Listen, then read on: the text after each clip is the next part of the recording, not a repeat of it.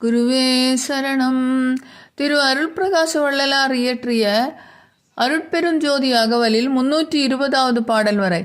ஏறா நிலை நடு ஏற்றியனே ஈண்டு ஆறாறு கடத்திய அருட்பெரும் ஜோதி தாபத்துயரம் தவிர்த்து உலகு ஊறும் எலாபத்தும் நீக்கிய அருட்பெரும் ஜோதி மருட்பகை தவிர்த்து என்னை வாழ்வித்து எனக்கு அருட்குருவாகிய அருட்பெரும் ஜோதி உருவமும் அருவமும் உபயமும் ஆகிய அருள்நிலை தெரித்த அருட்பெரும் ஜோதி இருளறுத்து என் உளத்து எனியாங்கு அருளி அருளமுது அளித்த அருட்பெரும் ஜோதி.